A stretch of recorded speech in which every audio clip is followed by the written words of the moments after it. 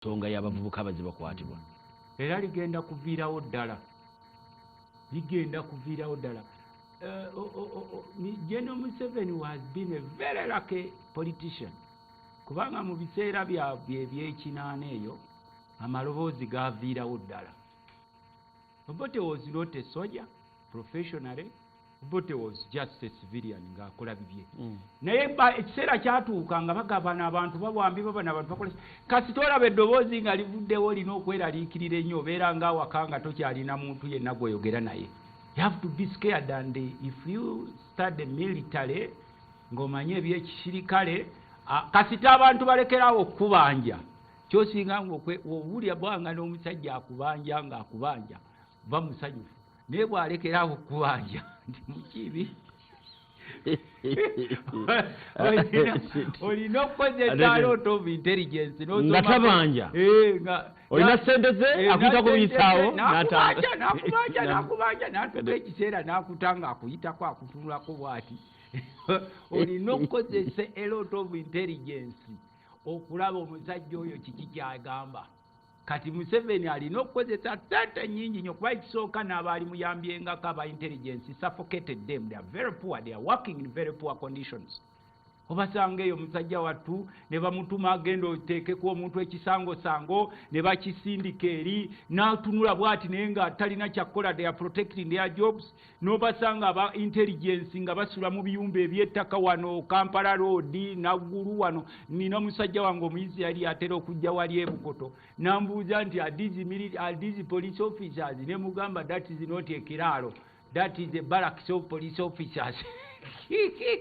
Omuzungu watuuka okubuuza in the middle of the city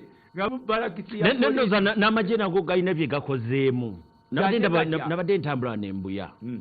nasanze eddwaliro nga liri nze bayidawo abasirikale abo abakola emirimu gyabwe. We salute you gallant officers. Nze mu parliament ku finance committee nga saagala alemesa banneeka abofuna ssente ebitongole byabwe kubanga I'm always very happy okusanga ng'ono omusirikale alina profession ye oba wa bridges oba wa makubo n'oleeta ssente zo abachina lwaki toziwa abasirikale ne bakolanga amakubo ng'agenda ewaffe gye mwalwanira. The last 40 years Museveni kye yalikoze as a good leader, if he was to be a good leader, yalinoonyeza abasirikale the professional soldiers mu kitongole kya NEC. Nze oli twagenda Entebbe nga balina ekikundi kye bazimbawo simanyani osoli port something ngenda yeri nenkomo nengamba abaka nti tubongere ssente kubanga buli wosanga omusirikale ng'ali busy, that means the country is busy. Tajja kuba na gundi ezo era nze naye tusanga gallant police officers, gallant army officers the last 40 years ng'obasuza mu biyumba ng'ebyembaata. And you give them orders, you commanders, you order your juniors okugenda eri ne bakuba abantu emigo. Why can't you order them ne bateeka bu structure? Wanze nali njagala nabawangako awo amagezi mu parliament lwakuba abamu tebagatwala betwenyenyimbwa. Nimbaga nti abasirikale bano orders emubawo okuba emigo ne mubawo kole waki temubagamba abamanyi okuba buloka bazikube. I am not talking about zino ezaffe ez'Nakaseke. Block ozimanyi zino modern bricks eza cement. Ne bazikuba ne bazimbira bannaabwe good structures. Kama zitubawa amashanyalaze naye n'otuuka ne ku barakisi kati nga nazo zifuna road shading tewalira bayeekera era weetaba bano beeraliikiridde avuuka ab'ebipumumpu n'entunuulira obwongo bwabwe wano tewali bayeekera. Barakisi mu nsi yonna gy'osanga eri mu kizikiza nga bakugamba mbu yakayagwako. Lutamabuzi eyo njaga kujjayo mukama wange fenna as a country tulina okukola ennyo okukola ebintu ebitali bya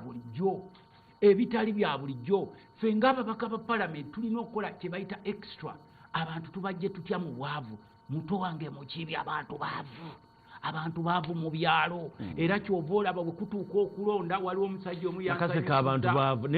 Nakaseke I'm not talking about Nakaseke, including these places where you call these babede people come gye mutambudde okola campaign baavu era njagala kwebaza General Museveni njagala kwebaza webale kutugoba mu bubuga n'otuyiseeyo mu byalo gye tusanze abantu abaggwamu esimu ne batulaba ne batandika okubira Kyagulanyi saluti nti omulokozi waffe wuuyo n'osanga ng'oli ali mu kitisaati kya kyenvu ayenvuwadde najja naye ng'agamba people power n'obuuza ate ono nagamu ne baakimpa nange nfune eky'okwambalako empewo enzita kakati tukwebaza watugoba mu bubuga buno abamu twasiriwaliranga mu bubuga buno nga tubeera muno bagiyita easy life soft life Omumerika agiyita easy life nga tubeera ku easy political life naye bwe tuyiseeko eyo ne tulaba amakubo agali burokeni the other time twagendeeyo Mitoma ne president abuuza ati wano wayita Mitoma batolinaanye deputy speaker javeeyo kiyeyeka avaayo abasajja abava mu bitundu byeyo the trillionaires of the city batunula benyimbwa bati oba otera okubalaba mu bibuga ebyo abagula emmotoka mpenkoni kati tuli mu 2025 kiki kiwatyayo ennyo naye abantu bakola era abantu beeyo omuntu gw'osanga the people in Western Uganda particularly they are hard working especially those villagers bata bannabyabufuzi osanga oli alina olusuku lwe alunda ente n'alinda ne bwe ziba billions inaawo munanga obubbi bw'ebisolo tebuliyo ng'obuli wano mu Buganda wano ne bw'olunda enkwala eyo ogenda okkeera ku makyanga bagitutte dda wano mu Buganda ne bw'olunda enkwala eyo ogenda okkeera ku makya naye ng'amagye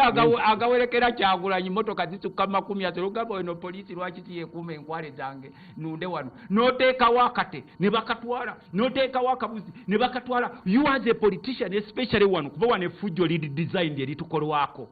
abo abantu bo balina okubwa emiggo balina okuba abaavu balina okuba suffocated ne bwe baba threats za kutemula wano weziri kuba siwulirako bali ebyo ba threatening nti guni tujja kutemula naye kati ngaffe abamu twaguba nze ne bookera enkya no threatening okuntemula nkugane bajja kutemula wali okiwuliddeko ekyo munabyafuzi watuukaawo ffe bino ebyokututiisatiisa guni tujja kutemula naye kulwa naye ojja kutemula batakutemula gwe batemula famire yo ne tuyimirira awo kubanga Omuganda agamba afumbe ey'ebigere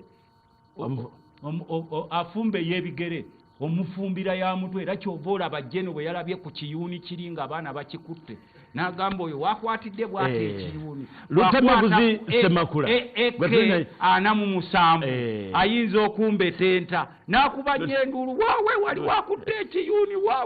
waawe kakati ebyo bye tubagamba if you were leader nga kati ffe we tuli mu parliament we should preach peace nze okuba ng'oyawukana nange mu ddiini mu kibiina ky'ebyobufuzi mu ggwanga it doesn't make you to be my enemy tutuula ku meeza nga bwe tutuula mu parliament nga bwe tulaba mutwale mu kibi nga tutematema budget bwe tuba tutematema budget y'eggwanga tetweyawulamu nti ono wa NUP ono w'NRM because you are budgeting for the nation webale nnyo Lutamaguzi mbadde wetugende mu kuwummula mbadde nkuyitiramu ne nkulaga Eastern bwe bakola ku mulundi mu kalulu ka 2021 bwe nkutunuuliza kati tubuuza leero nnya tulonda 15 omwezi ogujja ekibiina kyo kirabye gye kitambulidde mu Buganda wano ate okirabye nnyo ku mulundi guli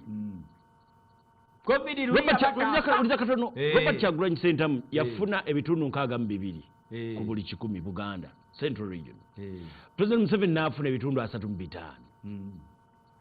nkugaye nti Eastern eyo Busoga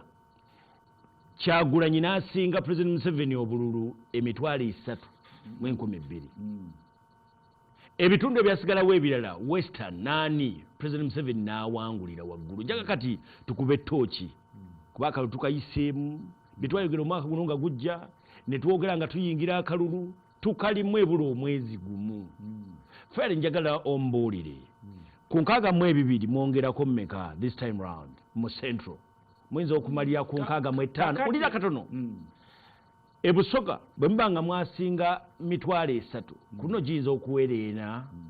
ebitundu ebira Northern Uganda gyemuli President Museveni tagitwale Western tagitwale mugenda kumalirawa kati gwe kyo Lutamaguzi nze twamukibi kiri self explanatory you said Kyagulanyi is a weak candidate on daily Did I say it? Did I say not it? not you All right. mugundi kubanga kati ffe abantu abamu batunuulira Uganda nga ey'omwezi ogumu. Uganda has been here for more than 63 years. Uganda era egenda kubeerawo. Okutya, okweraliikirira, okutabanguka ekyo kya bulijjo. Nabagambye ndi kati nejje naatya ab'ebiyuuni abakutte ebiyuuni. Kati bootiridde ow'ekiyuuni bw'onoosanga ow'akasaale. Bootiridde ow'ekiyuuni bw'onoosanga ssebo mukama wange akutte eri AK-47. Tojeemu engoye n'otandika okuwanika mu bbanga. Ketubagamba, don't panic. Uganda is here to stay for more than many years, and Uganda has been there for many years. Uganda hasn't been there for only this election period.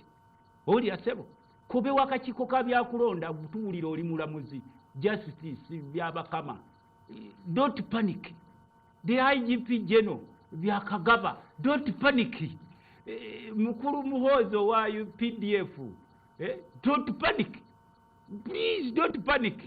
Uganda has been here. Nkugamba mwagamba twabagamba nti osaba omuntu okuzanya chesi notasanga Kasipalovu. Kasipalovu opposition mumutegeera. Kasipalovu takyaliko.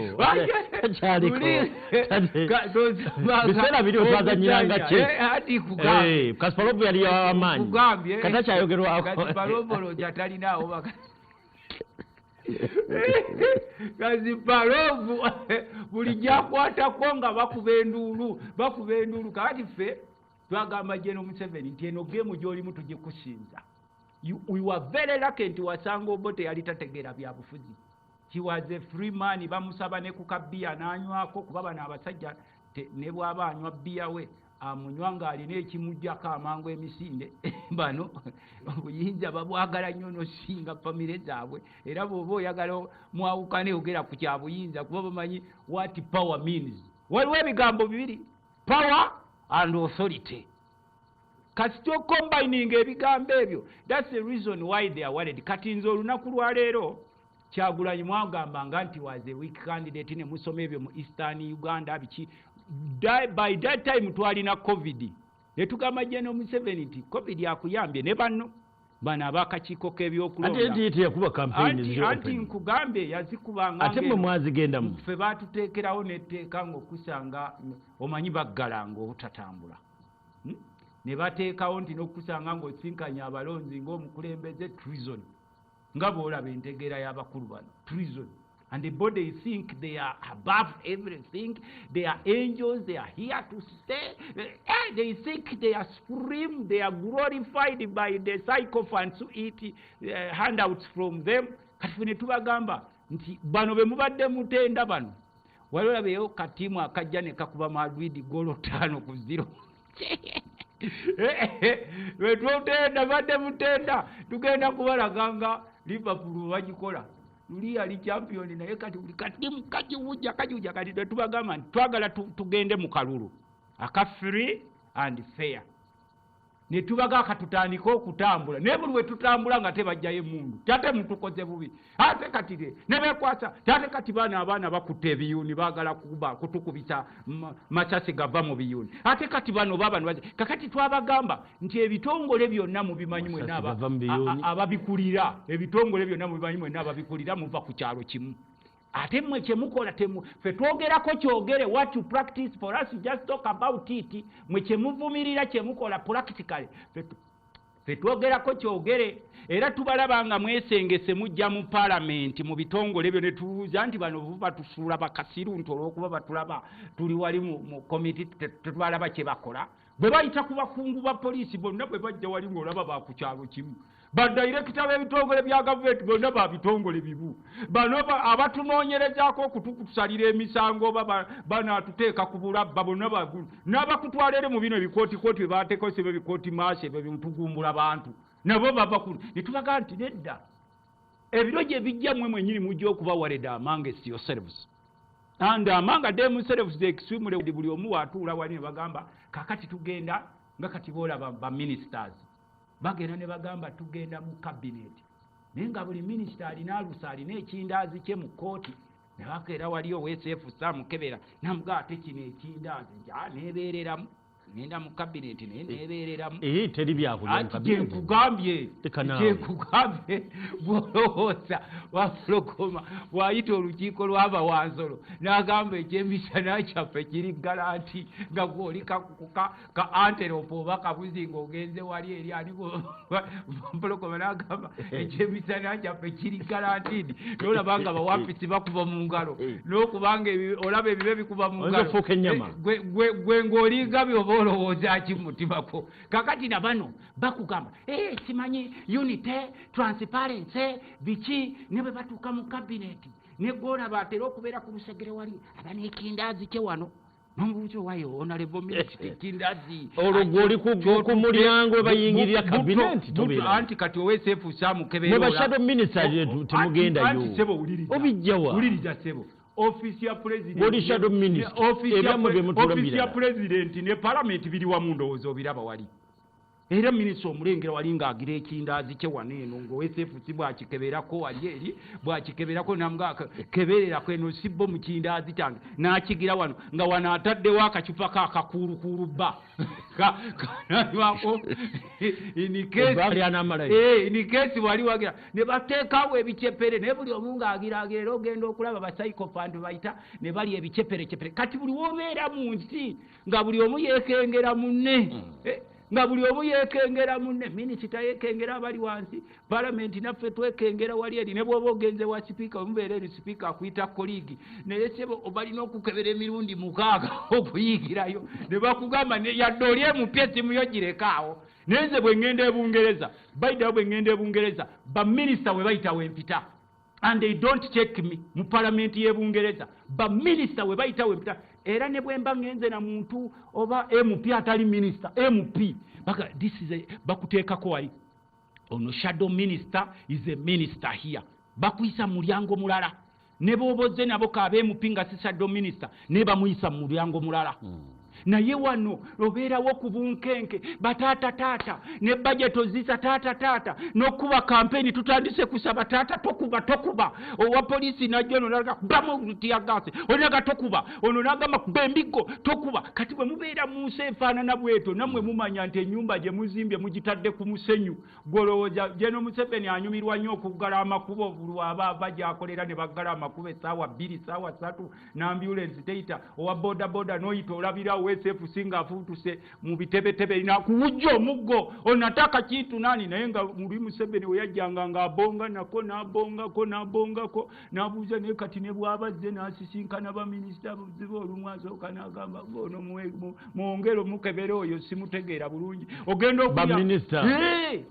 ensi bwe tulimu buli omu yeekengera muno ono omusajja ayimba oluyimba ono omusajja ayimba oluyimba katono nnyo omusajja ono yayimba oluyimba ndowooza onalebo walukagga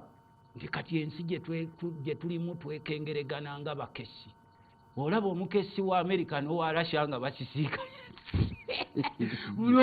eyo vaayo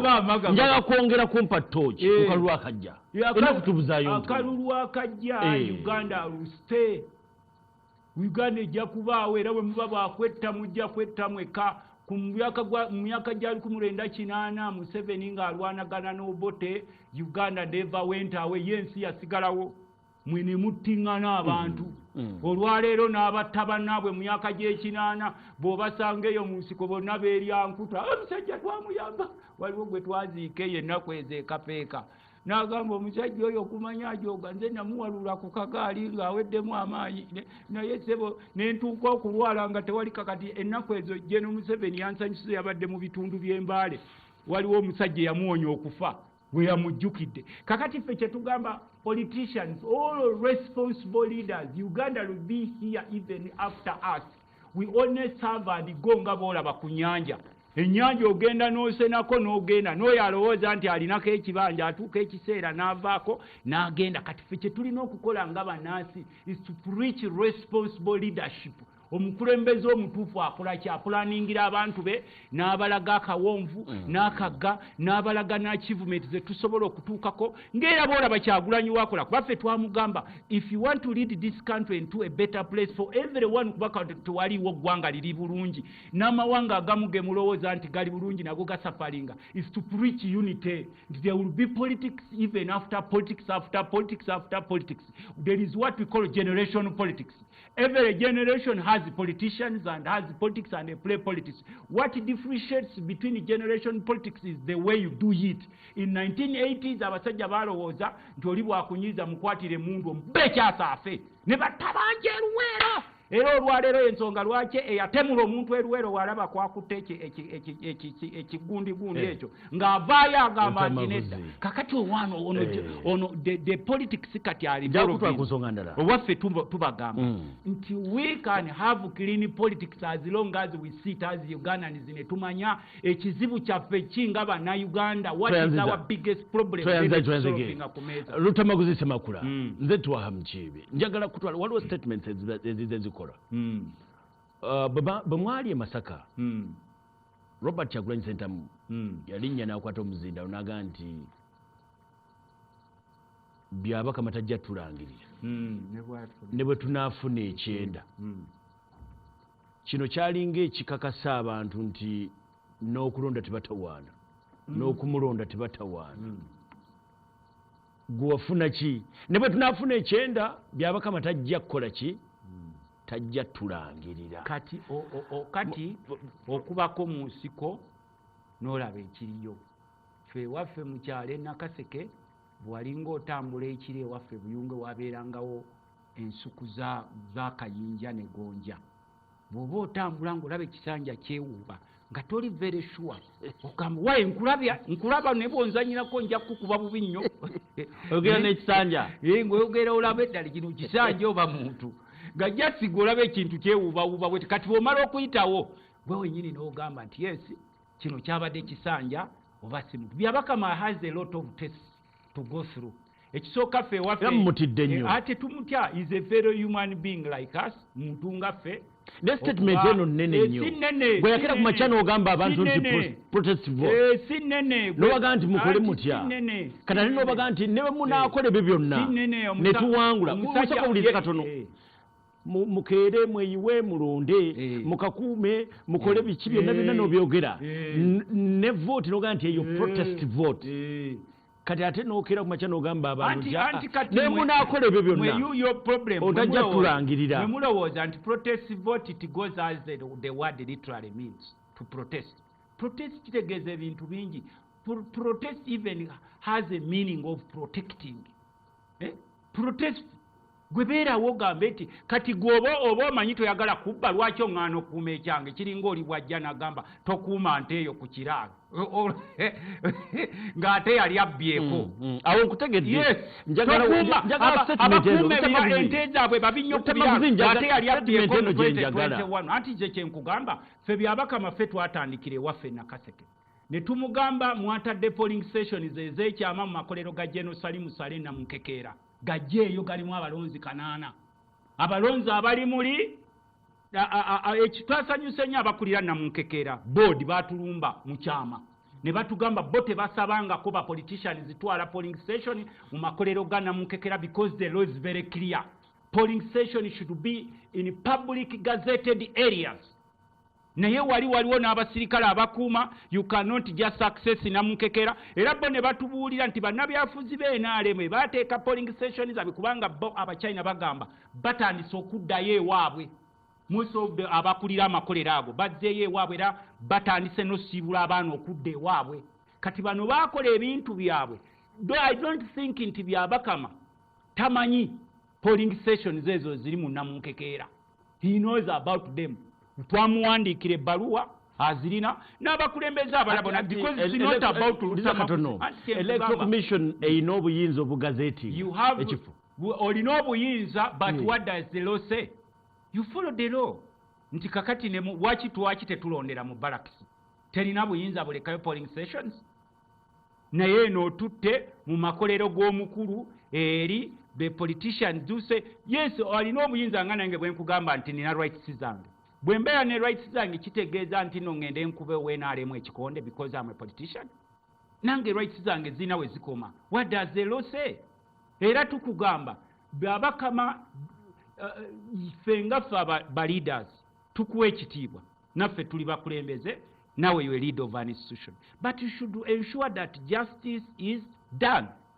Sibino byakudde eri, don't you know that Museveni is also a candidate like His Excellency Kyagulanyi, but also president, and you were president. Nange kati mu parliament I am standing, but at the same time I'm a serving member of and the minister, shadow minister. And the shadow minister era wali eri bagamba parliament mujje kuba parliament ekola paka mwezi gwa kutaano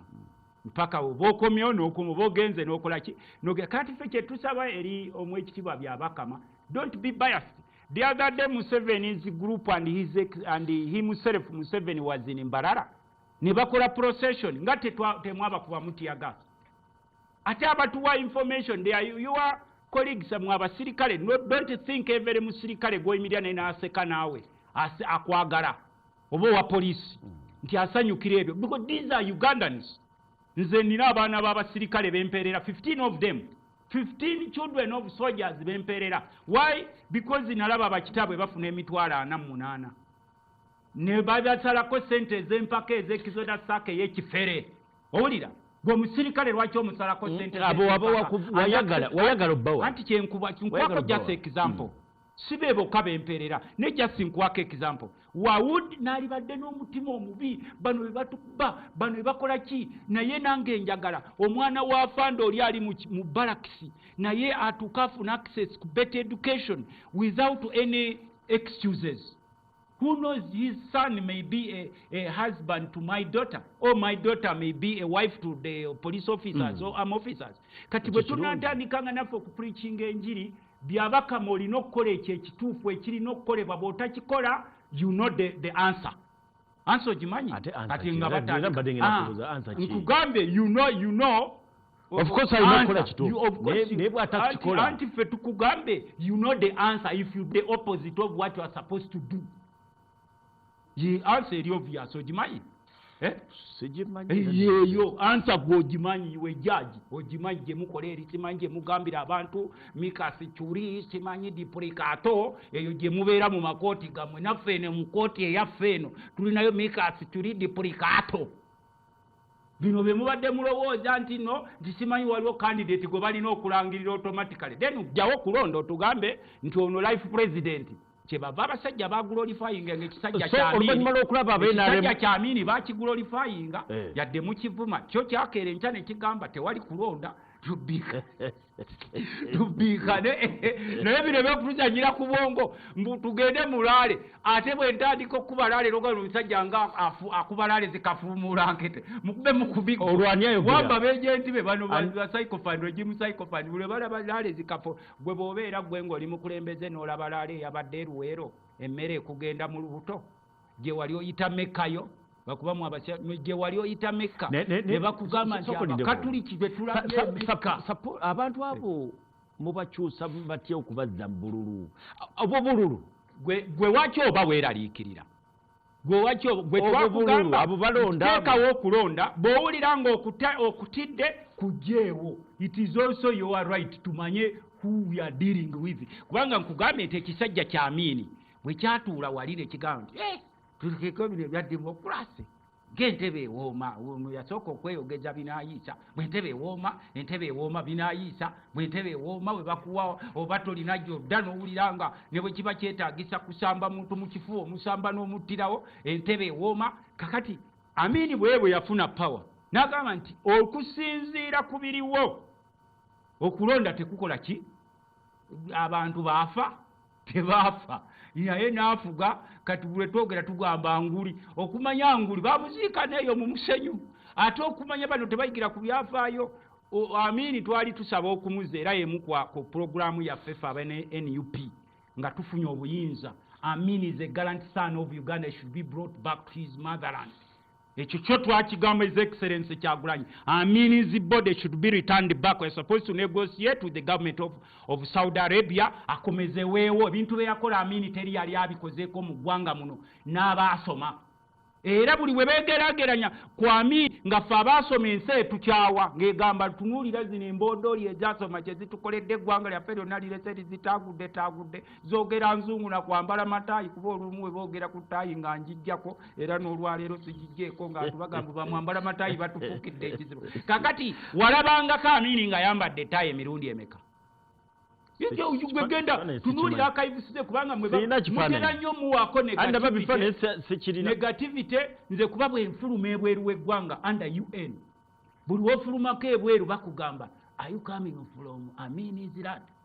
n'obucajjacajja buno bwe baayita ne bukomawo ng'ate Amini yabusasula buno obucajja obw'omu Asia buno obukomawo ne babuwa properties affe nga Amini yabusasula nabo bawulira ekigambo Amini kakyoka kafunamu muli eri ekiyongobero kakati nze kyenjagala okugamba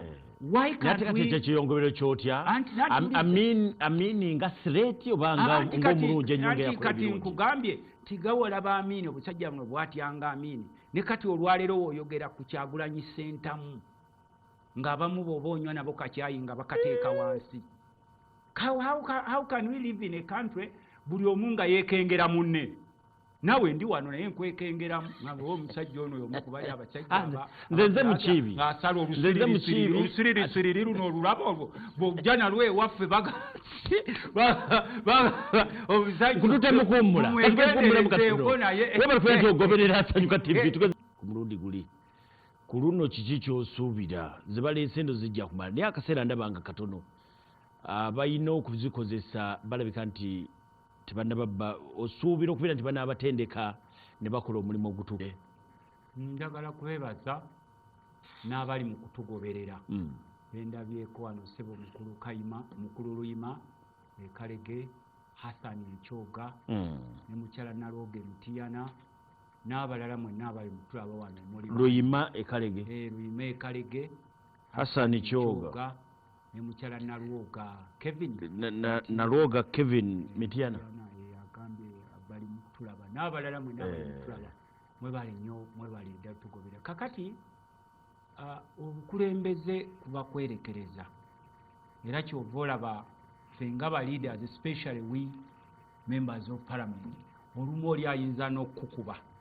oba okulinnyako ne basuubira nti olina okurespondingirawo but to just keep quiet for the sake of the position gy'olimu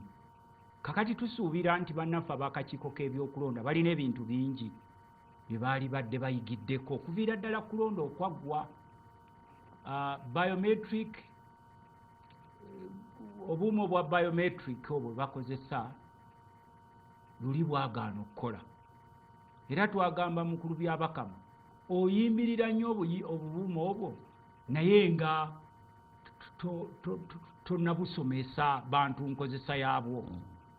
kubanga ffe zino zonna geemu ze muli mu kuzanya sente parliament mwe mwazimuwaleti sente twazimuwa mu parliament twaziisa era yakomyewo n'asaba ennyongereza teryamubuuza yasabye ennyongereza naye twamuwa sente mu budde sente ezisinga twazimwisa mu supplementary nga twagala akole omulimu omulungi but pretense eno gye muteekawo temusomesezza bantu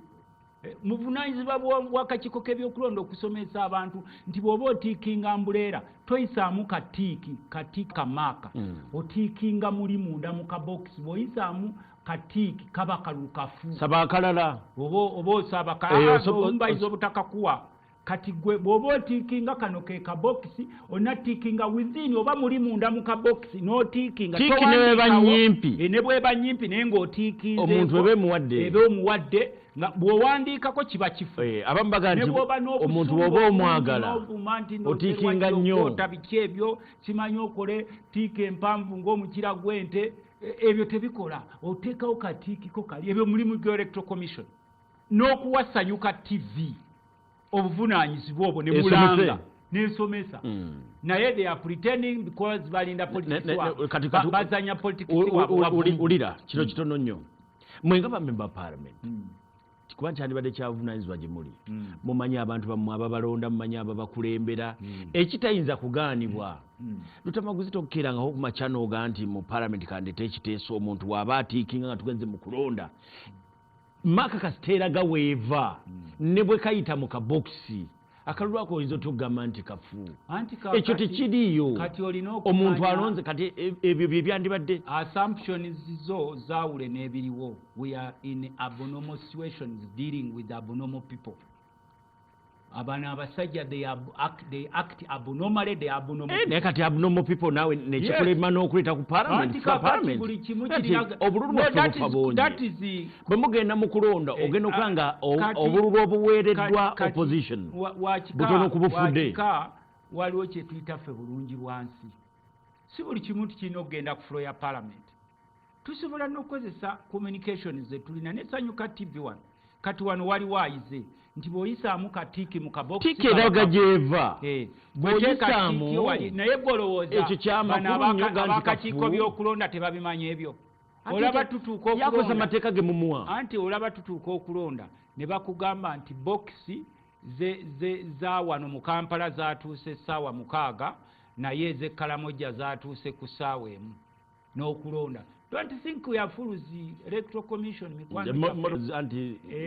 muri mikwano gyaffe twakimanya nti luli abeewakiso 80% tebaalonda. Only 20% obululu obwalondebwa. Mbunga mutya bw'ogatta Buganda wano k'ogatta Kampala ne Wakiso ofuna total population y'emu n'eya Western Region. Obadde okimanyi? District y'e Kampala neya Wakiso bozigatta population ya Kampala neye Wakiso yenkana ne population ya all districts in Western Uganda. Chovola bono omuyaye nga jana gwe chikiteke kao genda okebere ku boss gabwe ndiringa kambi kebere wano kakati chovola bana abayaye all two districts Kampala ne Wakiso population yazo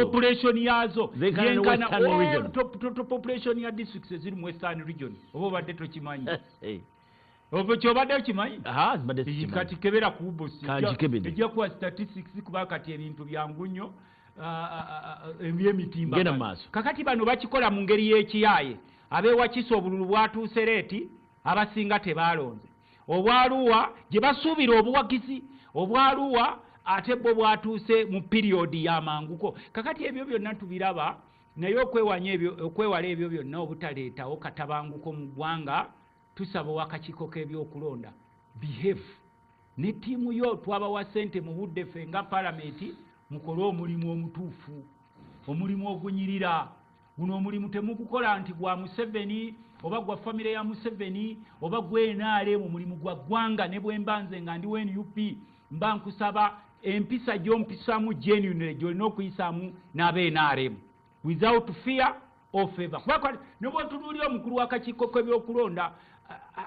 akulaga is panicking is not in his normal time omulaba tali ye.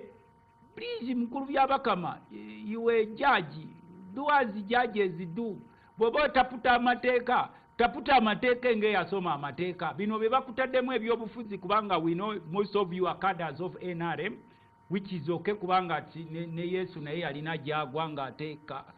Katonda wa bonna naye yali agwanga bagamba ono Muyudaaya naye kakati naffe tukugamba newakubadde oli Mukaludaaya tukulaba oli Mukaludaaya okolera Bakaludaaya gezaako okuteekawo balance kubanga embeera bw'ekyuka mu ggwanga tejja kwawula Muyudaaya na Mukaludaaya Bakaludaaya mmwe tembeera tejja kubaawula n'Abayudaaya kubanga nze lewakubadde ndi member of parliament era ntera ne ŋŋamba abantu myaze leader nti obukulembeze kuba kuweereza bwe tugamba sebo mukiibi netuba mutwe naye bw'olaba nga obuweereza babuteekamu biliyoni abantu bateekamu biliyoni zibaweereze bateekamu emiggo bateekamu okutiisatiisa ffe waffe Nakaseke kati baataddeyo obubinja bw'emiggo simba babuyita Bukasolo group bwe nalabye ne lwe gwe muvubuka gwe lwaki tebakuwa mulimu ojja genda ogwe ku muntu eyakwakolamukko munnange akukoleko bubi nnyo kati eggaali weeziri ezitali za bulijjo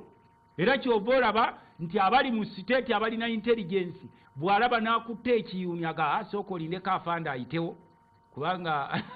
ow'ekiyuuni bamuyita eggaali bazibagaana nedda eggaali si kibi eggaali mu luzungu gye bayita bicycle owulidde eggaali bazibagaana eggaali mu luzungu gye bayita bicycle simbi simbi bicycle egaali simbi nnungi make more bicycles bicycles zaffe zetwogerako zize zine ezammwe kaali polisi egaana eggaali emanyi meaning ne polisi erina eggaali zaayo nammwe mulina eggaali zammwe mulidde mukole ezammwe zaffe ez'abasiviliani muziveeko ezaffe za kalulu okubeera owa polisi tekikufuula nti oli waggulu w'amateeka oba omusirikale I can also be a soldier I can be a policeman you are the soldier you can be an MP you are the policeman you can be an MP so tusobola okuinterchanginga professions zaffe tekitegeeza nti oli mu kifo ekyo okutta akabundu ako olaba oli wa kitalo nnyo you are above the laws of the country akabundu kaliko Republic of Uganda n'ekyambalo si bibyo bw'ofuluma ng'ogenda ewammwe abamu kubo bwe mujjalo mu Kampala ne bakwata endaku ndi obugombe ne bubavugira ne mulowooza nti mutuuse mu ggulu ly'ensi owekitiibwa kundeetera mbalabawo ku palamenti n'otulika n'oseka luli obugombe bwatambuliranga ku kadaaga nga ne bw'abazza alina faamu ewaffe ye Nakaseke gyagira naye nga bagamba maama talinnya ku ttaka nga bajja ne lukapeti lwa lwedi lwe naye kati olwaleero n'owa polisi omugamba maama tomuteerewo kapeti agamba nosaki munonga ng'agenda abo be babawa kakati ffe tumanya as leaders nti we are supposed to serve and go but your service should be done in accordance to the laws of the country not in accordance to the laws of NRM. We are not subjects of NRM. We are Ugandans. Every citizen of this country should abide by the laws of the constitution, not the laws of NRM Museveni and group laws zebateekawo nga kati tuli mu biseera by'okulonda bataddewo amateeka gaabwe mu bwokwata ekiyuni eba mundu musimanyi bw'okumbakumbamu bw'oti ng'oli w'NUP nga bagamba mbw'okoze military simanyi jakuzayo wali emabega biometrics tezisobola ekkola ne enkalala tezigenda kukola muzisomesa abantu abamu kufa as leaders nze waffe omukulu omu yaŋŋambye omusirikale naŋŋamba mbwe ekyo kyangu nnyo mwe ng'abakulembeze abamu kubanga not every soldier is a bad soldier most of these soldiers love their country era bwe batusharinga nabo gundi agamba nti mwe ng'abakulembeze mu kifo ky'okusika emiguwa ne mulwanagana n'ababbi abamu ab'obululu kuba kati waliwo n'abamanyi tebasobola kuwangula beewaga kubba naddala wano mu Buganda bataddewo enkola tugenda kubba ojobbye ng'olaamye enkola eyiriwo kakati musirikale n'atugamba omwoyo nti mwe ng'abakulembeze okwewala chaos mujjayo mugenda ku electoral commission ne babawa files zino ezibeeramu gundi z'abalonzi ezirimu data ebeerako akafaananyi oba lutamaguzi ng'omulonzi we Nakasete waffe Kaasa Ng'ombe mbeerako lutamaguzi wali ekifaananyi kyange n'erinnya lyange kakati wano gw'ojje gwe magatto gwe baleeta okubba ojja obbe ng'oweddemu essuubi mwe bakozesa okubba naddala groups zino ezibba 10 trillions mukati zaagala kubba ssente n'obululu ekyo kye tutaagala nawe wakakiiko k'ebyokulonda you should be a fair referee. You should not come to preside over a match between NUP putting on red and NRM negwe nga referee ng'otaddemu referee byabakama otaddemu kitisaati kye ekyakyenvu munda ng'eno ebigambo byogera tebikwatagana bwe bakuba owa NUP n'otandika okwogera oludikyadikya bwe bakuba owa NRM olwo n'ogamba amateeka gakole n'ogamba procession tezikkirizibwa naye ng'okimanyi nti ne Museveni candidate n'agenda n'akola procession yesterday namulabye akuba ne rally tugenda kumaliriza temutukuba kakati kye twagala okugamba tugenda kumaliriza let's preach fairness and you should act fairly kyejja kukubuuza nabadde ndaba Kyagulanyi ng'ali e Masaka teyayogedde ebigambo ku mpuuga this time simanyi lwaki ate nabadde nsuubira mwempuuga mwe mumuwa amakulu about omwogerako ku ki mumuleka abo nabo ffe tugamba bw'ogenda kujirikitiri ebyobufuzi tetukulumbayo muzimu gwo guyinza okukubirawo bujirikitiri ebyobufuzi olimanyi political jirikiti bw'ogenda eyo nga yowa statements nolonga mata tetukumalirako budde mwe mukomyawo abantu abo nammwe mwansobera mwe mukomyawo abantu abo basuula kujirikitiri ebyobufuzi mutuleke discussion zaffe ziri ku current affairs lwaki totubuuziza olwekyo nga maliriza nze njagala kusaba bannansi this country belongs to all Ugandans irrespective of where you come from we are all Ugandans we should preach peace obululu bubaawo bwa sizoni ffe waffe abava Nakaseke Bulemeezi tuba ne sizoni z'ennaka ennaka tumanya sizoni zaazo kati tusobola kujjookako ekiswa okubeko teekemu kimanye Kyagulanyi alaga wakati kakati Kyagulanyi olwaleero is in the north mu Lango sub-region era we want to appreciate our brothers in Lango sub-region for the good gesture jebulaga Uganda fenna tuli bebamu we are all Ugandans despite we have differences in our culture we remain Ugandans and we should work for this country to be better for all of us kati wewe mmaze wa mutannamala anti kakati gwo tyaki nawe ojja kubanga bana abali munda abapanikinga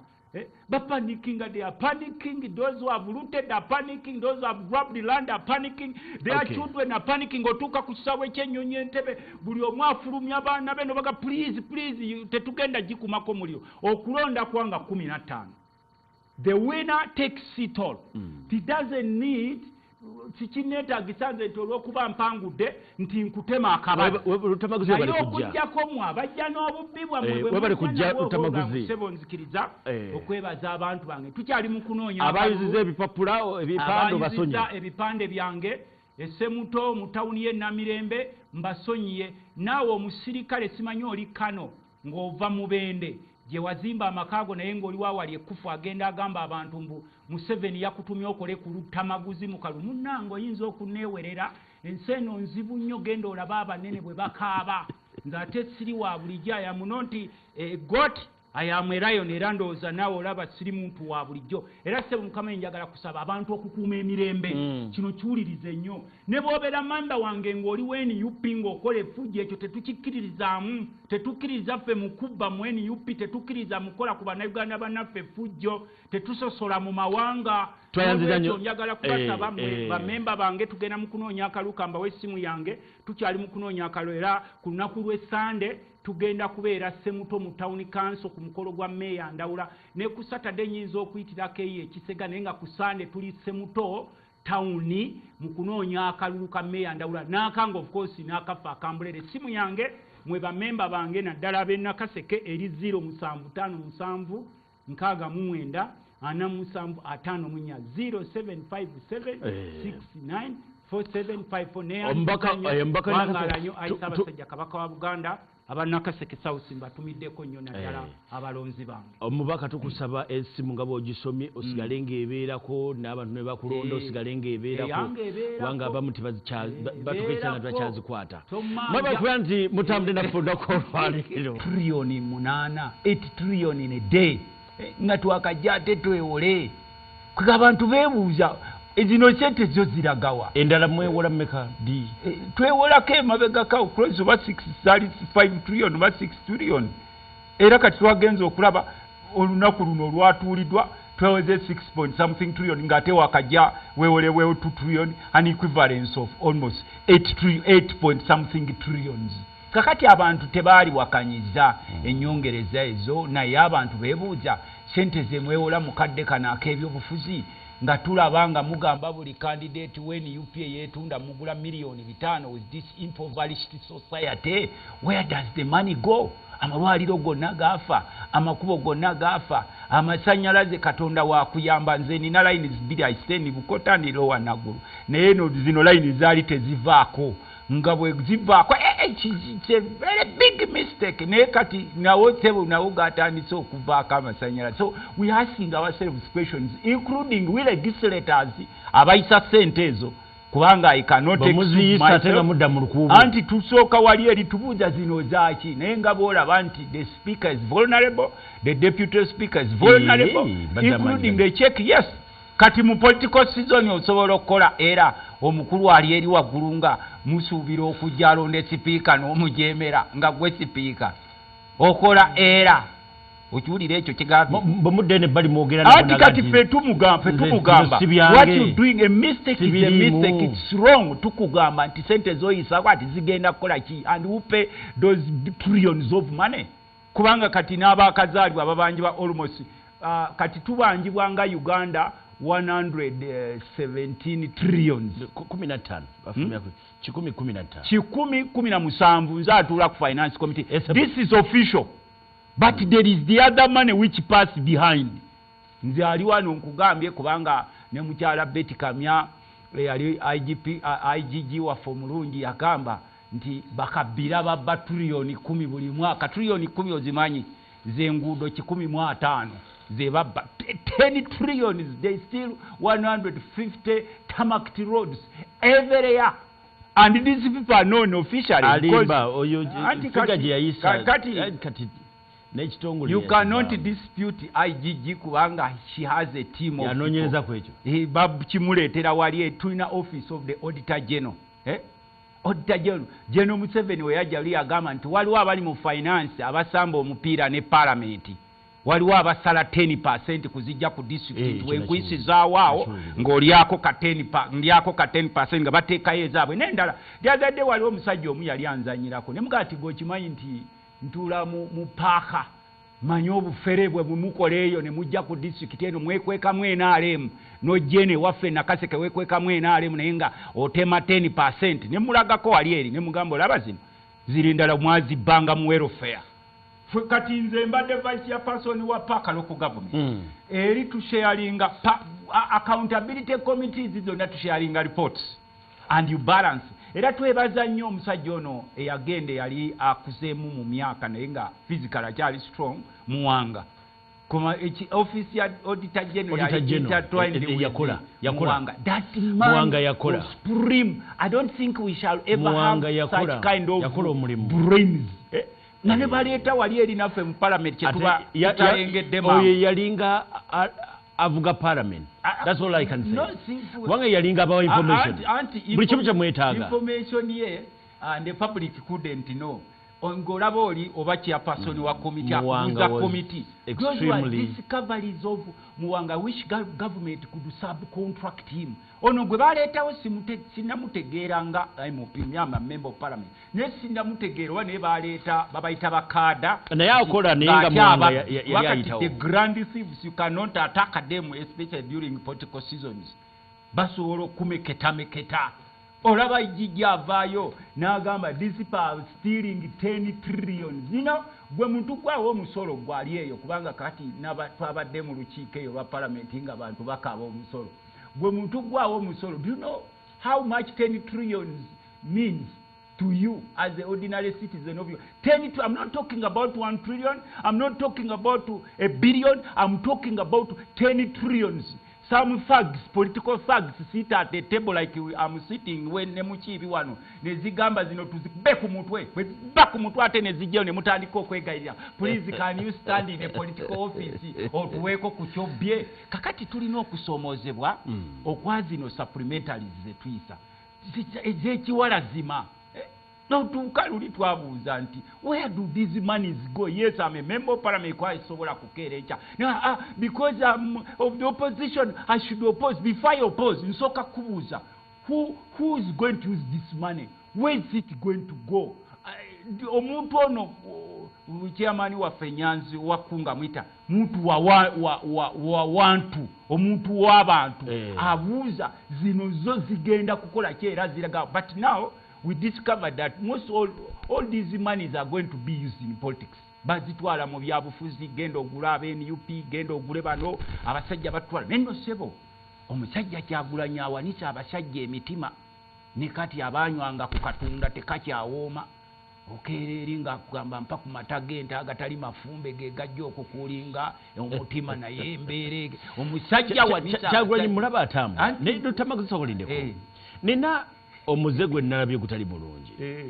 era singa mbanga mulina bwe muyamba abantu bamu nalabye abantu abakutte ebiyuuni babakutte abo batandise abakutte ebiyuuni. Please security officers don't panic.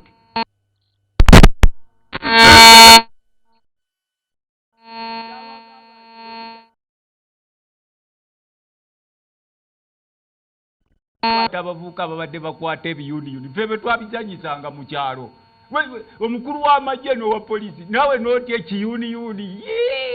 awo ndo babatuusiza soko njaga otunuulira olaba ekifaananyi ekiri ku TV ekya bendera za Uganda ezo nazo bagenda temuzikozesezza bubi bagenda ziwera temuzikozesezza bubi bagenda kuziwera don't be surprising ekyo bakugamba nti you are not allowed to hold the flag atwali ayinza ziwera omanyi place eriwo tewali ayinza ziwera nkugambye nze ndi I am an actor I'm in politics. What you have discovered currently, most currently, nti bateekateeka okuwera flag ezo. Ozikwa butagikwata gwomanyi nti ne baminisita kati bajula butateekako fulaga zaabwe kuba ne minisita bw'aba agenda nga fulaga ewaga wanuupu wuuyo. Naye njagala kwebaza ekyo kisizaawo kikyo teri alaba minisita ng'alina flag naga nti owanuupu oyo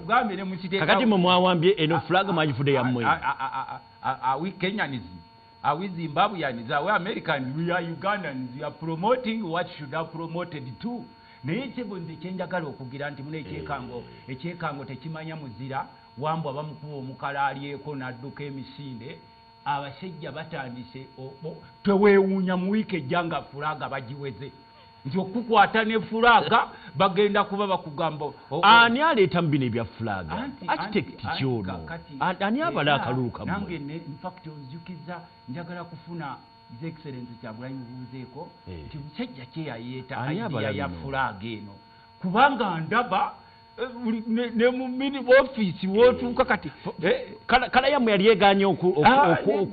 okuwanika kala yaffe yeriwa kane muddayo okuyeggwa yeeyo kati tunzizula ekitinga myoyo gy'abantu nti abaaye tulina okuzzaawo eggwanga lyaffe ate kati nalyo tulinze bakiwere olaba omuntu atuuka okuyigga omuntu akutte ekiyuuni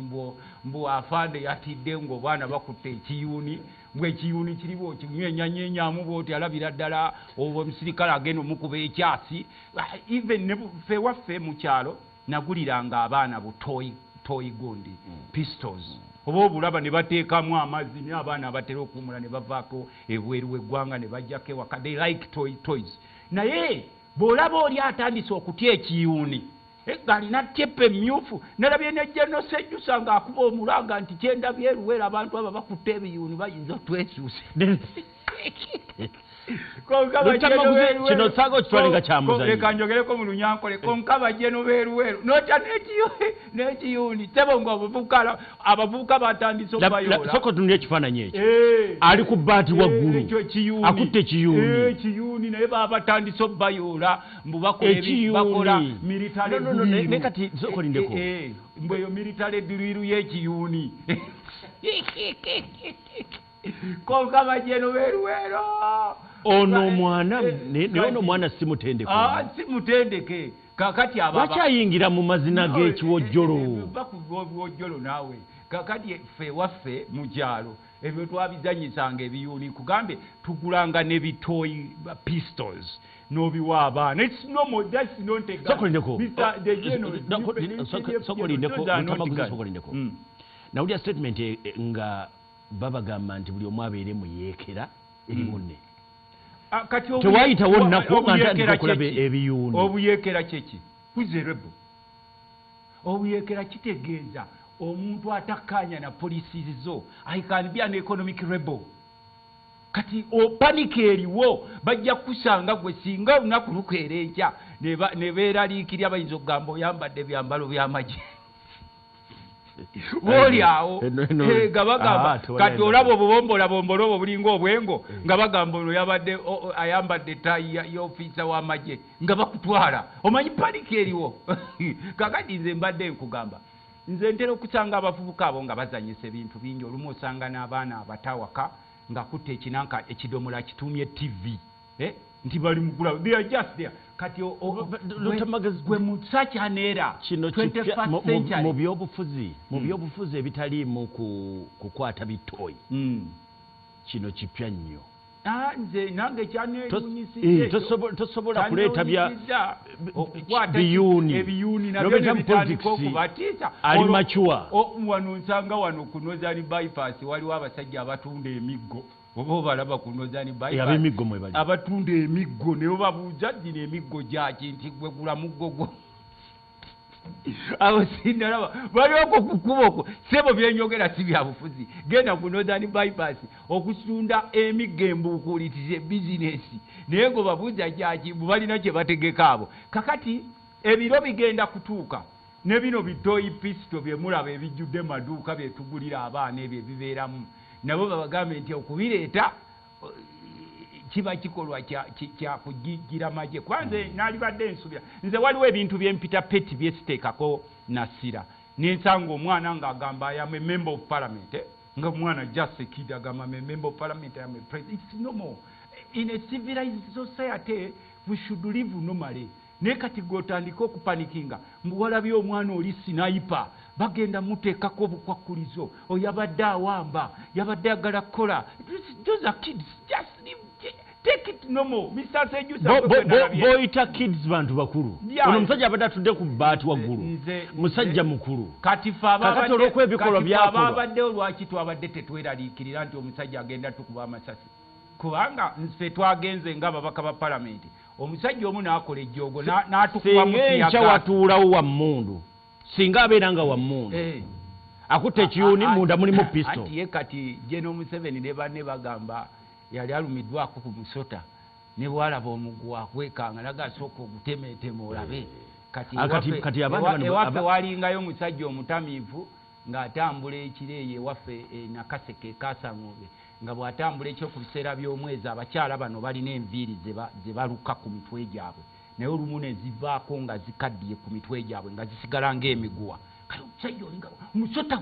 musota gugwe naye ng'ayogera ku nviiri nangerange kakati nabaana abasajja you cannot be general and you start panicking na bano ba political failures ababeetoolodde mbuboolaba ow'ekiyuuni leeta panda kaali muwambe mukube kati abo tugenda kwekanga nga tugenze mu kooti nti babavunaanye eki babadde n'ebiyuuni nga babikoze ebifaanana ng'emmundu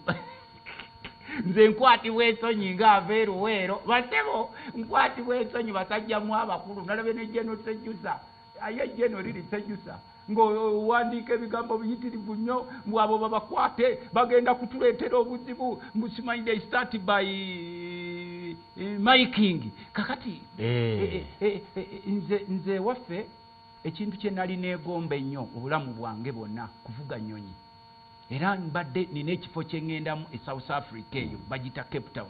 we batrainingira obeera ng'avuga ennyonyi yennyini we batrainingira kubanga ekintu ekisinga obwangu ennyo n'abantu kye batamanyi okuvuga yennyonyi kye kisinga obwangu ennyo ennyonyi nyangu nnyo n'okusinga training eriggwe agivuzeeko eriggwe bwe kye batraininga bakiyita batya neerabidde ekyo kye bakuteekamu n'obanga okola everything kakati bwe mba nkikoze I just get out nenkomawo nekisobola kugenda eri neŋŋamba nti olwaleero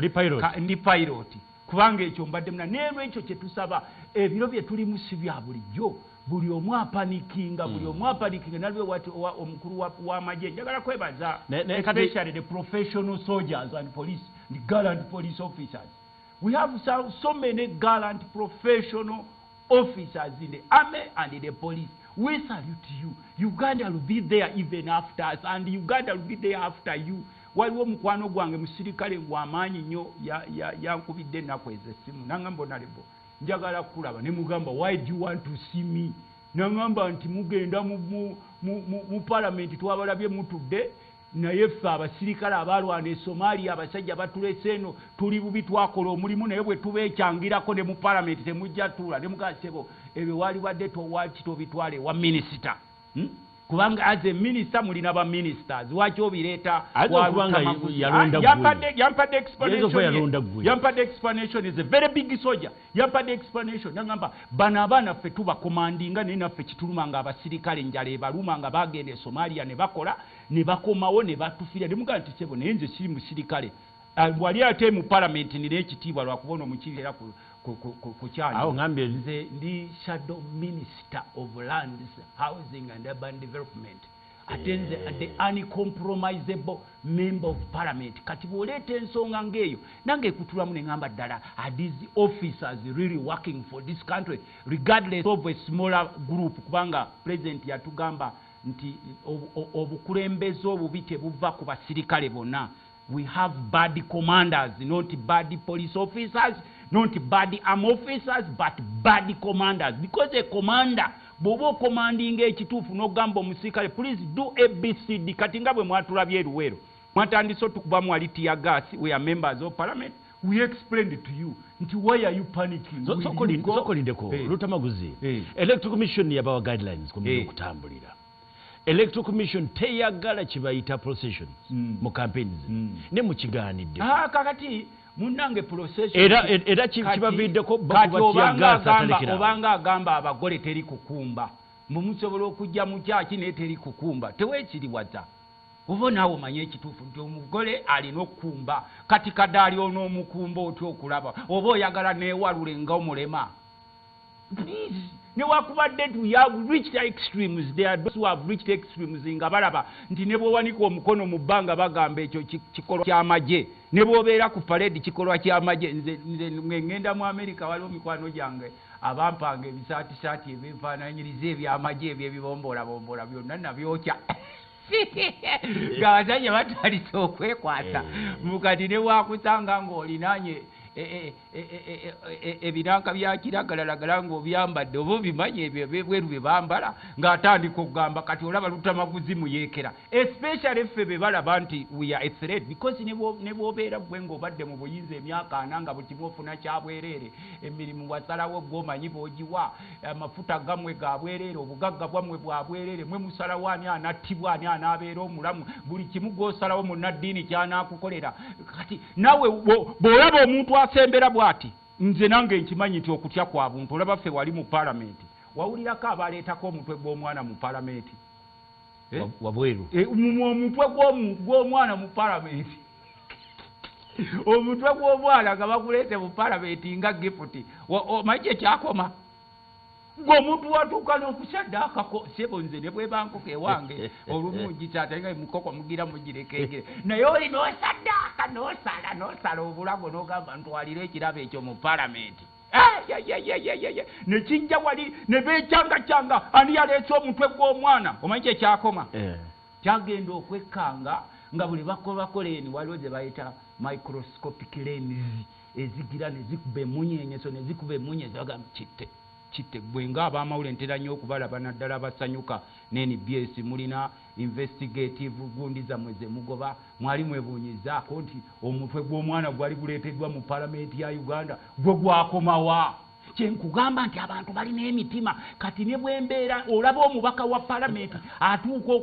kuba yaleeta omutwe ogwo sikiwa nti yali mwezi nti aleese omutwe gw'omwana nti akuuma omulimu gwe ogw'okwera mu palamenti ateekwa okuba nga yali mu bedde n'agamba owaayi sooka ontwalizeeyo omutwe gw'omwana oyo tuliyeyiyeeko. Olaba akafo ka palamenti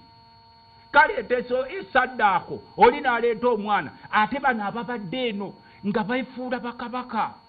batutunuulira bwe bwenyinyimbu eyo ku mikolo gyabwe ne gye batusanga be basalamu eri ettaka ndigabye eriri ndigabye n'ennyanja giveeko naawe vaawo wano gwe nkuwadde omulimu naye vaawo wano gwe nkukuzizza naawe vaawo wano ne bakutunuulira bati emmotoka zige 50 zisimbe zinywa amafuta totubuulira musolo gono baguwa oba akamotoka okaguze Dubai miliyoni 10 wano omusolo gwa miliyoni 4 akamotoka kebaguze miliyoni 10 n'okasasulira miliyoni 5 ne weebuuzaako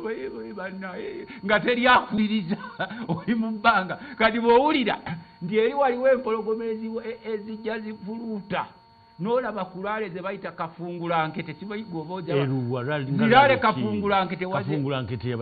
oli musajja muganda kansobire nti toli mukiibi oli mukiibi naye mukiibi amanyi kye bayita kafungulankete n'ozirabako naawe nga wootudde ne bakuwa otutunda nga akatunda kano kakaawa tuladdemu sukaali mumpe ku mata g'ente agatali mafumbe n'otandika okubeerawo ng'otuula ne banno teweetegeera n'otandika okwogera bino n'ogamba ebiyuuni ebyo nabyo byamagye paredi z'amagye biwovule bimyufu byamagye obukofiiro obumyufu bw'amagye n'otandika n'okuwa directive nti kakati olwaleero the rule of law has been suspended by the regime. It can only be implemented accidentally.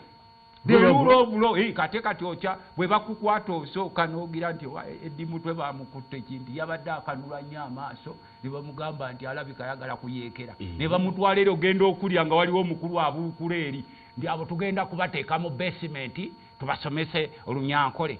era kyova olaba abanyankole tubeebaza bwe twagenda ewaabwe bagamba nti bwe mwali eyo mwagamba batuboole naye kakati katubalageko laale zaffe kafungula nkete twashemererwa muno nga abanyankole ab'omu lubuga olw'embalala waliyo kakati bano bwe bagenze eyo Museveni ate yakoze bulungi Saidi Museveni yakoze bulungi embeera leka kudaala naawe kusanga muntu ali akakupa mbona alya bulungi naye yatuuse eyo byamusobedde ng'ataddemu buli kika kya ssente zino supplementaries eziyisibwa manje ziraga zino eziyisibwa ku kipayopayo ku mwezi ne mutuulako ku butaala ne bagaba amasannyalaze tegaliiko mutwekeewo ttadde oba kasita member of parliament agamba ayi ng'ezo ziyita. These days Bank of Uganda is like ATM of politicians. Owulira sebo kyenkugamba. Don't be surprised. Embeera gye tuli mu si ya bulijjo. It is abnormal to behave normally in abnormal situations. Naffe tukkaanya nti people are supposed to behave abnormally kubanga the situation is not normal. Gwe tosobola kubanga otudde mu ntebe yo ng'olijje n'afuna ebyobwereere osimanyi oli ani bano abagabanya eggwanga n'olaba omusajja Kyagulanyi ng'akuba laale ze bayita kafuumuula nkete n'alumba ne beesi ye ey'embalala n'ojjayo ku miggo n'okuba n'owamba tulina omusajja omu bamuyita Faustin Masaaba. Nze mba ndi eyo kuba abavubuka abo abamu tutera nnyo okubawa ku magezi nti bw'ojoininga politics baako ebintu ebimu by'okola because politics shouldn't be taken as a career. Politics buba buweereza era ku mulembe guno bwe tulabidde nti omuntu ayagala okuweereza ate yeekaka ku bantu n'oba wa ssente ate b'ogenda okuweereza n'obeekakako tuba tuli awo nga bankubira tera musajja gwe eyeesimbyewo embaale gwe bayita Faustin Masaaba bamuwambye bamututte nembuuza nti bamuwambidde ki nti omusajja yamusanze ayimiridde n'amugamba ometaka nini hapo mbalala okiraba ekyo mwe mugamba you are promote unity. Omuntu agenzeeko embalala akubeera ale mwe mwatugamba nga naddala mu ab'amawulire nti ekibiina ky'NUP kiri mu Buganda ate ky'Abaganda ate ky'abayaaye kiri wano. Waleeba omuyaaye kyakukola munonga wamuleeba yakufungula enkete embalala wamuleeba ndowooza olaba kakati ffe twali twagala okuteekawo enkola nti omuntu bw'aba mukulembeze bano mubasombera kuki ati waliwo gwe tusomba olabyewo ebibaasa ebisomba ffe tutambula munnange enjiri bw'eba enejja naawe lwakuba nti kali kunanka ninkulayirira n'obeerako wabweru n'owulira nti omulokozi ayitawo tomanya nakikwambadde ogenda okwekanga ng'oli kulaale mu kiibi ng'olikulale ogenda okwekanga oli sokonddeko katono gye twatandikira oba ebifaananyi ebyo birabye gye twatandikira nga Kyagulanyi bwajja abantu baga nti bazze okulaba omuyimbi waabwe kati kagenda kaggwamu anti eyo yali ono si muyimbi kati lwali lunyoomonyomo bagenza okulaba omusajja era nakati ku kulale ndabyayimba kulale ezimu ne bw'oba muyekera oba beera bajja kulaba muyimbi ne mu nsiko Museveni bayimbanga awuliranga moto na waka kapeeka kyogamba nti baalinayo ekivulu mu nsiko ezo mulaalo nga kati omusajja ateekamu wali mulaalo n'agamba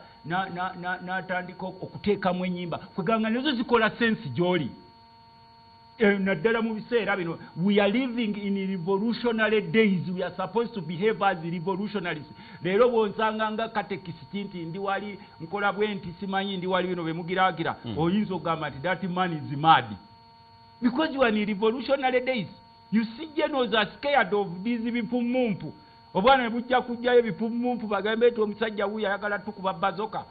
olyoka olabe kati oyo wootiira kino ekiyuuni olwo ensigo yaffe ne bwe bwatuka tofuumuuka misinde ne mutandika okugamba mbu baleese ebbomu wano eziva mu ffene ako gye bujja ffe abalya mu byalo eyo obuvubuka butera okwokya ku nsigo za ffene bwe tobeerangako mu kyalo ne kakivumbika mu vvu ensigo ya ffene zijja kuwaatuka nga batandika okugamba bano baleese ebbomu because they can call anything as they wish. Naye kye balina okumanya ennaku zino abantu beebeereramu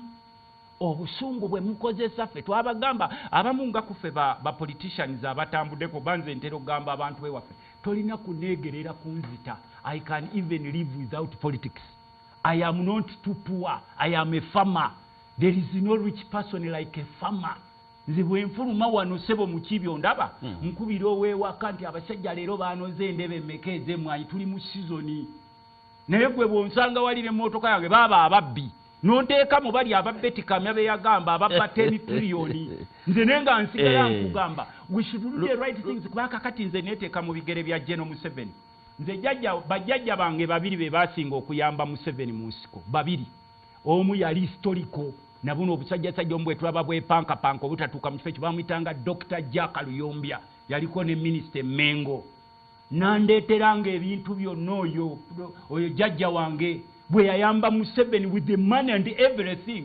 omulala baamuyitanga muwanguzi ekiwanguzi ekyusa wali olusozi walusi era jjajjaffe omukyala ng'agenda okufa baleeta akadaali kuba nze nava ewaffe nga ndi muto nabagamba ng'ewaffe baleetangayo ebyo bisantana byabwe abo nga bajjota ne bagamba nti ne baana abasajja be muyambye nga balabika emitima gyabwe si gya bulijjo kubanga omuntu mulamu era omulaba nga batunwa batemya ne bwajja ewo atemya kati sebo nze n'okukugamba kakati anti nze mbadde nkugamba kakati bo bagana okubiruddinga transition is built era olwaleero nze ne bwe nfuuka president sobola kutta Museveni ne bubinja bwabo tumanya abantu baffe bangi abattibwa mu ngeri yaabwe ababbibwako naye tumugamba tuulako wano tukusomese ffe tetusobola kukola revenge era kyetwagamba Kyagulanyi nti if you want to build a new Uganda you are preaching to Ugandans you should learn to forgive. Forgiving does not mean that you only forgive small mistakes. Even bigger mistakes are forgiven. Era ne tubagamba nti ekyasinga okutusanyusa buli we tutambudde twalinanga message ffe waffe mu Luwero Triangle bwe tuwagobereranga. These people had created a lot of hatred to some people who are not Baganda. But we said mistakes are made by individuals, not tribes. Era kye tugenze tupreachinga. Do you have expected us okugenda kumalalo gobote ne tugenderango because we know the Langi is our brothers. The Acholi is our brothers. They do suffer the same way we do. The Yeteso is our brothers. The Banyankore are our brothers. Why should I come and hate Munyankore yet even Banyankores who cannot take their children to school yet Museveni claims to be Munyankore? Njagala kutegeera campaign zammwe ng'aba NUP wajje mumaze wajje mugenda kubanga kati mbadde ntunuulira Busoga mugenzeeyo Eastern mugenzeeyo emirundi mingi nga bavaayo na kati bwe mwavudde mu Buganda wano nemuve Kayunga Mukono nageze kulanga muddayo naye kati mbadde ntunuulira mwaka 2020 akalulu akaaliwo President Museveni Eastern yafuna obululu emitwalo 4 mu 14 mu 8 mu 62 Kyagulanyi n'afuna obululu emitwalo 4 mu 3 mu 7 mu 5 mu 9 difference ya katono difference yali ya bululu emitwalo 3 mitwalo 4 ku mitwalo 4 musa difference yali ya mitwalo njagala kutegeera difference yali ya mitwalo 3 kuluno mutulemeseza okutegeera Buganda mugimaze ba Eastern mugimaze twagala okuba weeyinga okubaba this time osubira mugenda kwongerako Eastern tukugamba there is no difference between a small church and a big church. There is no difference between a big mosque and a small mosque. They all preach about Allah. Ukitegedde kati gwogambye munafu kangene mukumbula ate omunafu gwe mutandika n'okwata abakuta ebiyuni ne mukuba mutiya gasi omunafu gwe kubanga some of you especially journalists mujjayo those archives so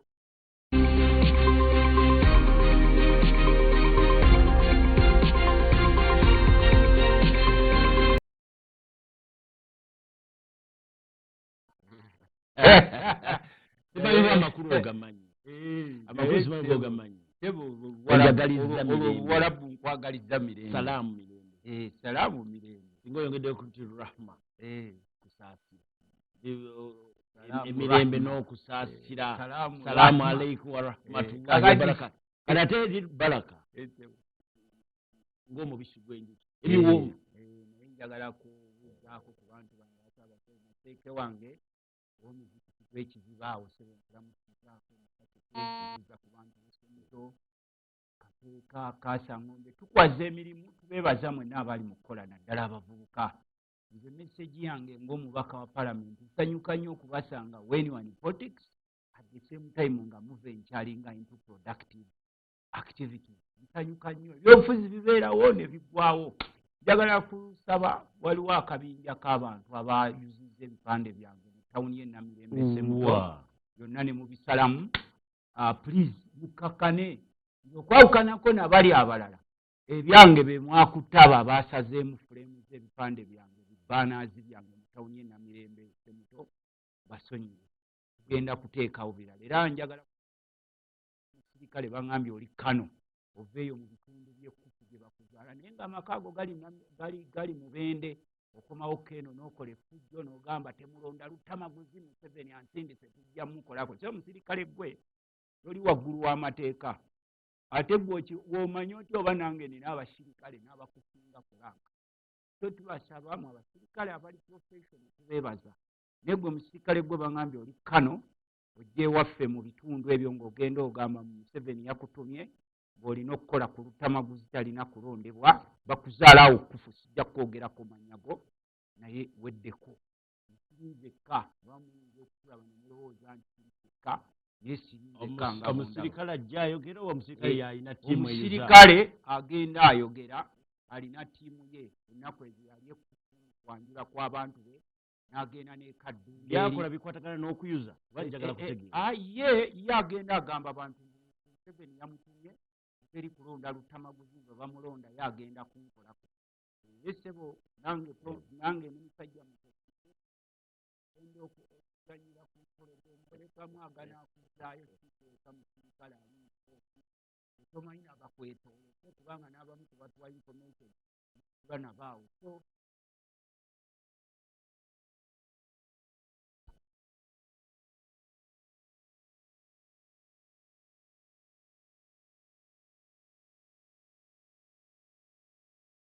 oba oyagala kuyingira byafuzi come and compete oba wagira omuntu n'ebyo ebyokutiisatiisa mu Museveni yakuyise yakutumye bw'ojja olabula abantu b'e Nakaseke bwe mulonda Lutamaguzi bajja mutemula. Sebo nkwegayidde nnyo banga eri ku ddala lya Kano weesonyiwe Lutamaguzi kakati nekyokuyuza ebipande byange bantu bangi bagenda bacomplaining ati ebipande nze ebyange babiyuza ne babigira ennaku ezo wa poliisi yakwata abantu mu tawuni y'e Nakaseke ya wansi n'abakwata abasajja 3 ne bampita ne bankubira essimu tukuttwa basazeemu fulemu zo zonna ne mbagamba nti kati nga babamanyi ba mu kitundu nga bagaba bawa $55,000 okuyiga ebifaananyi byange throughout the night. Ne ŋŋamba omukulu osi we poliisi y'e Nakaseke mu tawuni esooka ne mugamba nti mbasonyiye kati n'olwaleero abayuzizza ebipande byange mu tawuni y'e Namirembe ne mubisalamu fulemuzi mbasonyiye kati ogenda kuzzaawo birala ngenda kuzzaawo birala tosobola kuyuza mitima gy'abantu kimanyi nammwe embeera gye muyitamu abamu abavubuka tebalina mirimu bamuwa omutwalo balinga buno obubinja bw'obuliro bw'abakasolo bamuwa omutwalo bamugamba genda oleekaanire gundi genda okanyuga amayinja naye nga nze ffe tugezaako kubasomesa nti omuvubuka oyo gw'oteekaawo muwa omulimu bakole kuba nze mulaba ndi mubaka palamenti I am a farmer. Ebiseera ebisinga bwe tugenda mu bavubuka tubagamba baako n'ekyokola ekikyusa obulamu bwo munnabyafuzi ajja kukozesa enkyagende abamu muyita ne mu risks ezittibwa kati omusajja bwakwata ng'oyuza ekipande kyawe golowooza nze ndinzeka nga bondaba ne bakusalako obulago oba ne bakutemako omukono oba ne bakutta kuba nombadde wannoono nga bankubira bakambwe ennyo bagamba nze ffe tusobola okuba n'ekisa kuba nammwe tulaba you extremely desperate naddala bw'oba ovuganya omusajja nga Lutamaguzi you can't use money ozikozesa ne bazirya n'enkusomesa abantu bange eat the money bw'ojja n'ebigambo n'omusajja wa bigambo bingi nnyo era nze sebo bw'onsanga singa nali musajja musiraamu walisange nga ndiseeka bw'onsanga eri mu byennimiro zange kakati the other time nakyazizza ababishopu bana 4 bishops okukyalira omubaka parliament not easy naye nga bonna bagamba ekyabaleese ne bagamba bansanze ndi mu mwanyi wali eri ebiseera ebisinga ffe bwe tuva mu politics tugiyingirako ne mu byokkola bw'ojjeewange nkugamba nti yes mukibyoze wano naye newakubadde ndi mu politics I venture into other activities era nange kyensanyukirako abala n'obusungu bwali badde nga bukendeera mu bantu kuba kati ndaba political tensions nyingi twabadde n'ez excellence Kyagulanyi era njagala kusalutinga the people of Triangle including my district Nakaseke mwebale nnyo okwaniriza kwe mwalaze we did some good work mu abantu beeruwero temwenyoma twanzike awo tujja kutuukawo nja kutegeeza gwe alaba program one on one with Luta Maguzi nze twaha Mukiibi Luta Maguzi Semakula nina ensonga ziringa 5 naye obudde simanyi babuna atusobozesa nina biometric abanaffe aba Electoral Commission baleese obuuma bulabika nti obusembayo bwatuuse tulina supplementary budget eyo supplementary budget tujja kujoogerako akadde kanaba katuzozezeza kakati tunuulira olabe nti kampeyini zitambula Kyagulanyi yamaze Buganda tannamala simanyi oba yamaze naye yabaddeko mu Buganda kubanga ye amanyi okuvaamu ate nadda ate naavaamu nadda kati yabaddeko wano yatandikidde wano Kawempe ne yeetoola mu Mukono Luweero yabaddeyo ne Kayunga twagala okwogerawo so nga ate President Museveni naye olaba nti agenda kuyingira wano essaawa yonna ndowooza wiiki ejjaawo ajja kuba ayingira ankolenga eyo sayidi eyo ng'agimazeeyo kati wonna twagala okukubayo ttooki naye ndowooza tutandikire ku supplementary budget nalabye mu kiseera nga kino nga tubuzaayo mwezi gumu okubeera nti campaign tulonda omukulembeze w'eggwanga mu kiseera kino nga budget si bbanga ddene nga yamala okusomwa bwe tufuna ate supplementary budget etegeeza ki Luta Maguzi kakati supplementary budget yalibadde simbi it wouldn't be bad you supplement kitegeeza okwongerezaako ennyongereza naye problem waneereetera abantu okusika omugwanze kubanga mbadde ntula akakiiko ka finance ne bankyusa ne banteeka ku kakiiko akalala naye nga ntulayo ne ku budget era of course ntulayo n'eri mu finance naye abantu tebawakanya supplementary naye abantu kyebasinga okuwakanya financial indiscipline enkozesa embi biyawukanira kakati bw'osaba n'ogamba zino ze tugenda okukozesa olina okumakinga sure nti you discipline yourself okulaba nti walkinga or you work within that framed budget kyosabye kubanga ebyo byonna tugenda okuyisa mu parliament tuba tumaze okutema emitendera naye bw'okomawo